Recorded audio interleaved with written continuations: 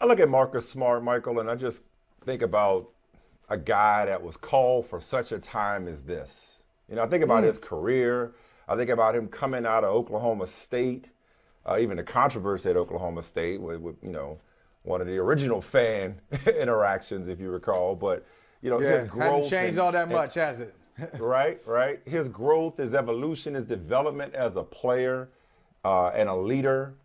And I think more important than being the perfect player, and we know he's not perfect, but more important than being the perfect player or even being the prototypical point guard is being the perfect fit.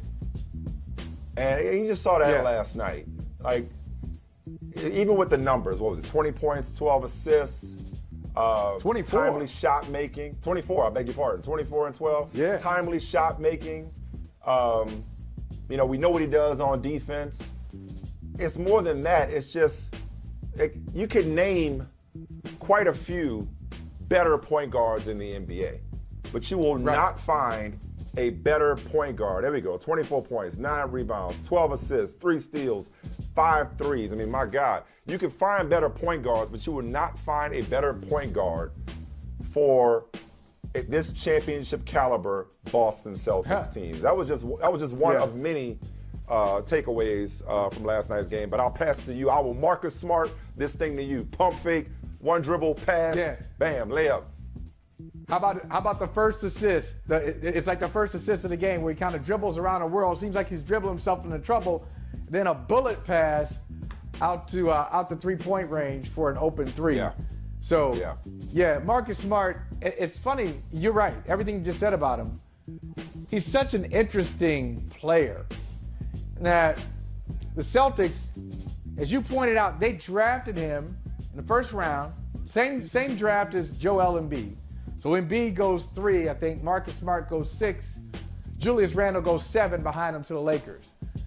So the same draft, Celtics draft him, and they already have a point guard in Rajon Rondo. So Rondo's there toward the end of Rondo, beginning of Marcus Smart. So they're teammates. A little bit, right? Just a little bit. Rondo-ish. And so that's what he said. On draft day, they said, they asked him, I remember this like yesterday. Hey, what do you think of the Celtics? He said, hey, they got a point guard who reminds me of me. And Rondo. That's what he said on draft day. So they have a point guard in Rondo. They kind of move on from Rondo. And it was almost like they were doing that Camelot thing. Okay, who can pull the sword from the stone? Who can be the point guard? They went through Isaiah Thomas, the other IT, little man, Kyrie Irving, Kemba Walker, Terry Rozier. I mean, they always looked at somebody else as their point guard, and Marcus Smart, this is why he's talking like this last night. He said, hey, this is what I really want to do. They use me as this Swiss Army knife guy, but I'm a point guard. And so that's one. He's playing the position he should be playing. But the other thing, Mike, and I love this about the playoffs, this series will be determined by players who you gotta kind of understand them. You gotta kind of play with them or watch them all the time to get them, because the numbers don't tell that story. Smart. On one hand, it's obviously Jimmy Butler. Yeah. Jimmy Butler. The numbers say Al Horford. Not a great three-point shooter. Yeah. Right? But especially these two. I'd say Butler and Marcus. That's Smart. Numbers say Jimmy Butler, don't worry about him from three-point range, but you'd be a fool to leave him open in a game that matters. Or you'd be a fool to dismiss his outside shot in a game that matters. And Miami Heat fans know that, and I think Philadelphia fans know it now, and so do Minnesota fans. Everybody, Chicago, everybody watched him. Marcus Smart, numbers say he's like a 38% career shooter. That's not great, right? He's never made an all-star team. Yeah. He's a defensive player of the year type. I mean, he won defensive player of the year, but he's always been in that conversation since he's been in the league. But you said it absolutely right. When there's a big game, Marcus Smart usually does something to help them win it. He didn't against Milwaukee in that disastrous Game 5. He probably gave Milwaukee the victory, but more often than not, he's going to do something that you have to be there to kind of understand how brilliant it was. The eye test was created for guys like Marcus Smart. I usually reject the idea of the eye test, but Marcus Smart is the best example of the value of the eye test. But let me ask you this, though. 2 games, 2 blowouts. I mean, I just want a close series. I'll settle for a close game at this point. Yeah.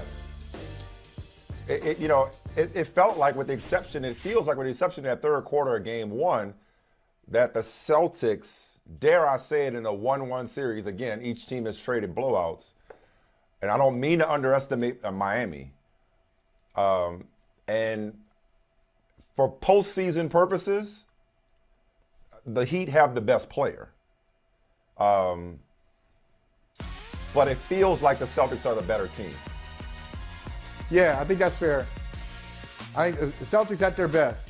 Celtics at their best, I think, are better than everybody in I think they're better than everybody in basketball at their best. When healthy. Can I ask you this before we switch topics? Can I ask you this before we switch topics? I'm just curious. Yeah. And I don't mean to be facetious. At what point did you arrive at this conclusion? I know you do. Okay, I do. Even before you said that. I do. Yes, you do. I absolutely know do. you so I absolutely well. do. At what point did you arrive at this conclusion? I know you so well. Go ahead.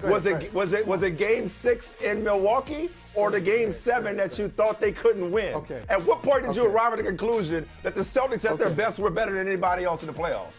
I'm just curious. Listen, I backslid. After game 5. Going to the playoffs, I said the winner of the Milwaukee Celtics series. I knew you were hurt. Would win. Not hurt. I was like, ooh, I see that. Oh, I don't like what I see there. So I had a little backsliding situation. But I'm going at the altar, put the oil on me, lay hands on me. You begging the church's pardon? Okay, look.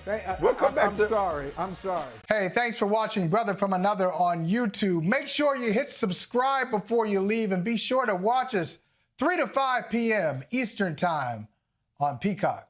Appreciate you.